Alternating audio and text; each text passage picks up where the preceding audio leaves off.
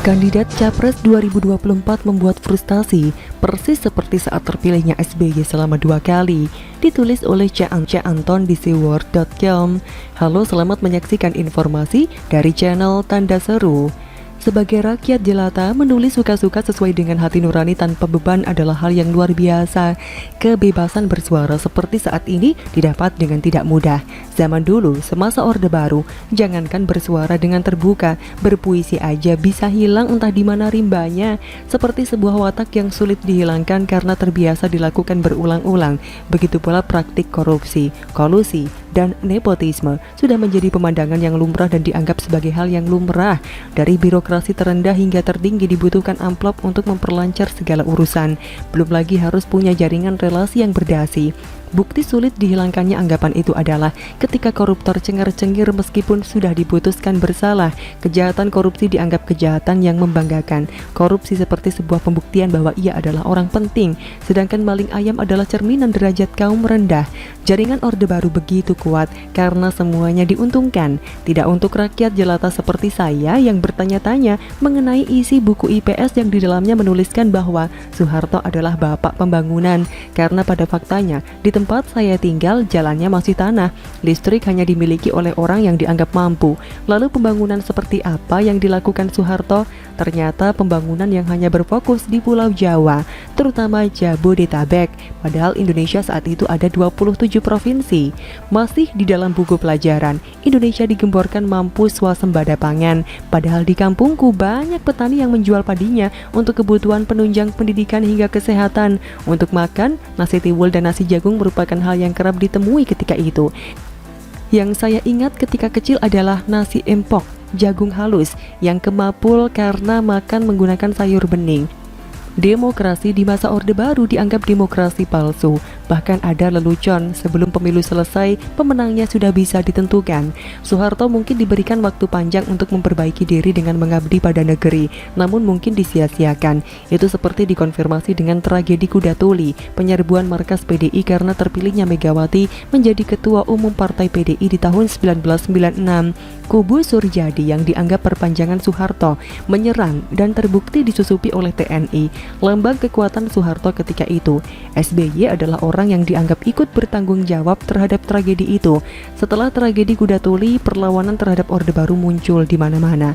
Budiman Sujatmiko, Adian Napitupulu, dan aktivis 98 pun membawa pergerakan yang luar biasa. PRD menjadi kelompok yang paling diburu pada masa Orde Baru ketika itu. Sialnya Soeharto memang mengundurkan diri dengan jumawa dalam pidatonya yang mengatakan bahwa tidak menjadi presiden tidak paten. Tetapi orang-orang yang sudah terbiasa di lingkaran Orde Baru masih kuat di panggung politik, sehingga kemenangan PDIP pimpinan Megawati pun dikebiri dengan adanya poros tengah. Biasanya, partai pemenang bisa menjadi presiden, tetapi tidak untuk PDIP. Jalan tengahnya Gus Dur, yang merupakan teman seperjuangan Megawati, menjadi titik temu ketika itu. Pemilihan langsung pun digelar pertama kali. SBY yang dibranding dizolimi oleh Megawati pun sukses membawanya menjadi presiden. Saat itu alasan terbesar orang memilih adalah karena SBY terzolimi oleh Megawati.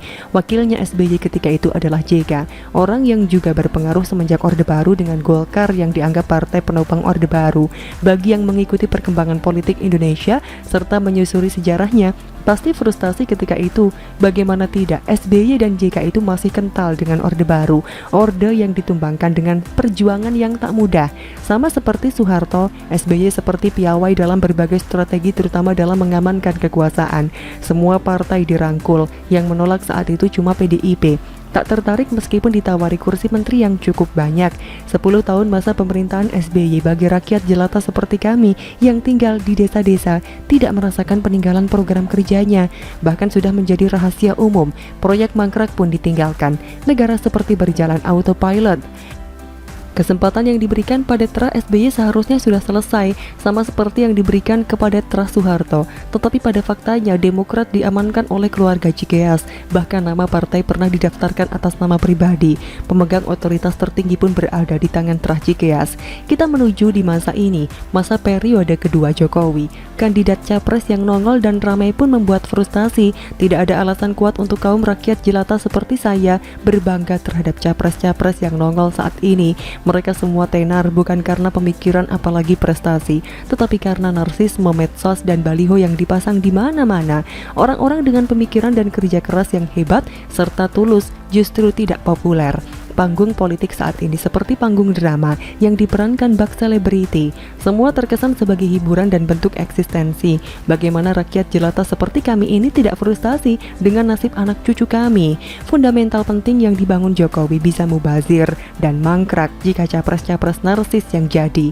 Ini semua hanya pandangan saya sebagai rakyat jelata, bukan siapa-siapa yang mencoba realistis dengan kandidat capres yang nongol di survei. Bagaimana menurut Anda?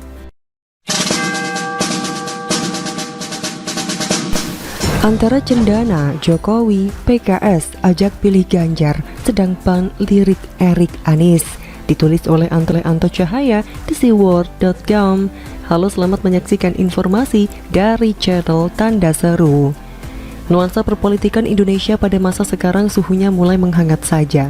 Meskipun belum dikatakan panas, tapi statement para politikus juga partai sudah mulai mengarahkan ke titik pusat api. Dan kemungkinan tahun 2022 akan banyak lahir manuver dan pembicaraan politik yang lebih serius. Kemudian palagan dimulai sejak 2023 di mana masing-masing partai sudah berkoalisi dan menentukan capres dan cawapresnya secara resmi untuk menghadapi pemilihan presiden 2024. Sepanjang waktu hingga titik akhir nanti kita bakal disuguhi tontonan yang asik, unik, menarik, rumit, tapi di satu sisi juga ada misteri.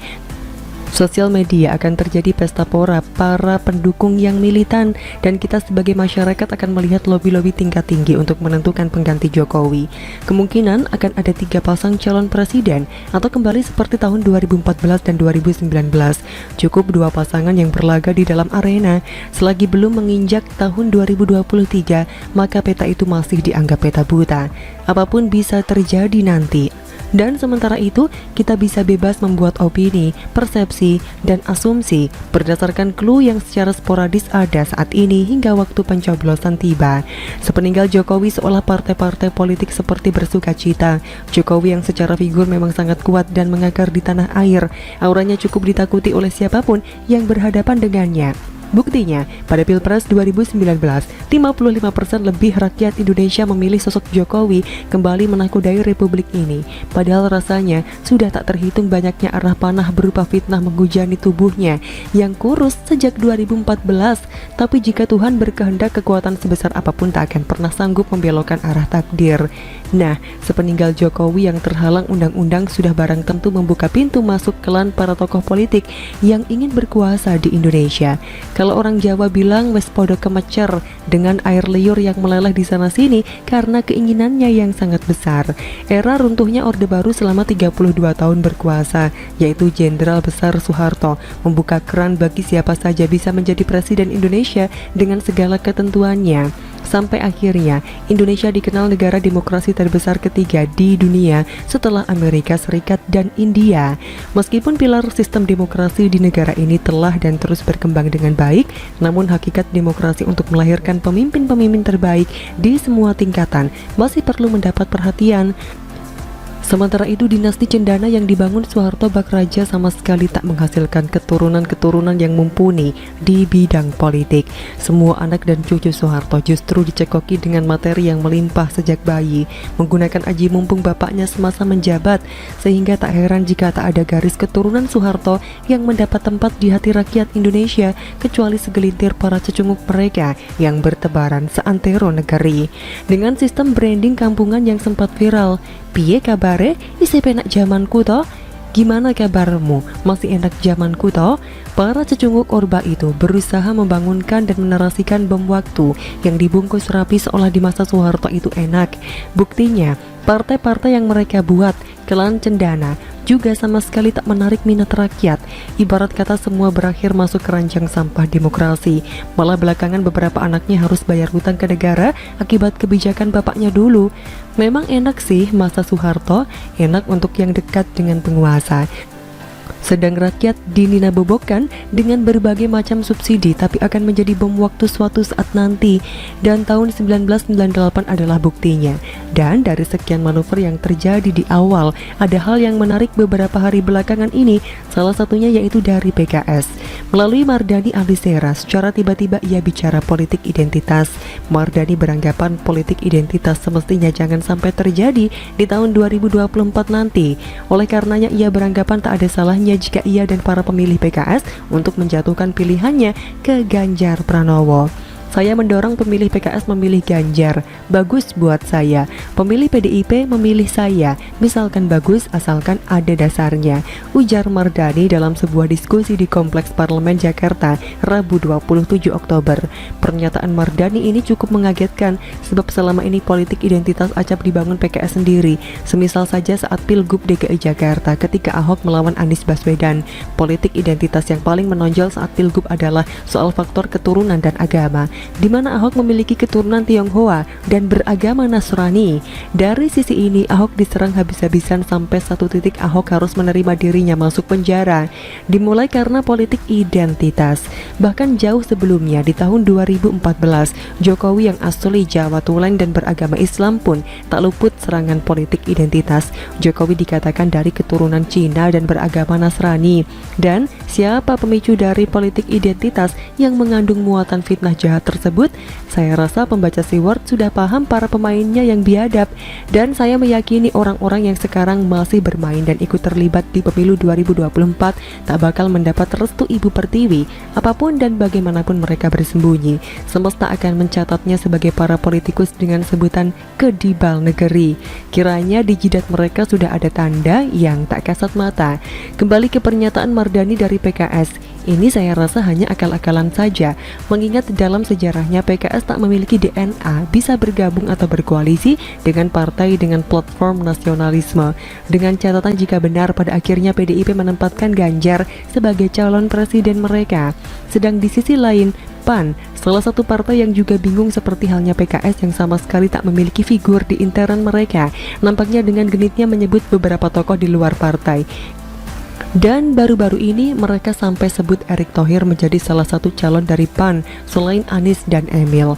Setali tiga uang baik PKS dan PAN ini nyaris memiliki aura yang sama partai yang lahir dan berafiliasi dengan massa yang terkonsentrasi agama Islam dengan tanda petik.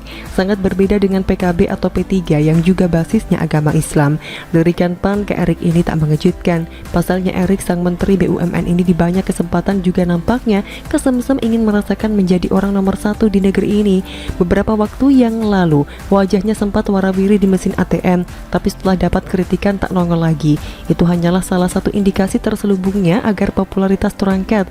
Dengan dana yang cukup melimpah alias tajir melintir, saya rasa PAN akan lebih menjatuhkan diri ke Erick daripada Anies atau Emil. Kedua nama terakhir saya rasa cocok dijadikan cawapres oleh PAN mendampingi Erick. Sedang PAN menjadikan diri mereka bergaining power alat kendaraan, pasalnya punya massa. Sesederhana itu. Jadi baik PKS dan PAN sama saja memiliki habit juga DNA yang sama. Oh iya, masih ingat kasus Jenderal Kardus pada tahun 2019? Ada uang abang disayang, tak ada uang abang ku tendang. Kedubrak. Dan kiranya SBY dan AHY tak akan pernah melupakan peristiwa bersejarah di atas, bukan? Ada Gerindra, PKS, dan PAN. Tapi demi kepentingan, lupakan. Mungkin itulah salah satu intrik politik yang suka menggelitik. Bagaimana menurut Anda?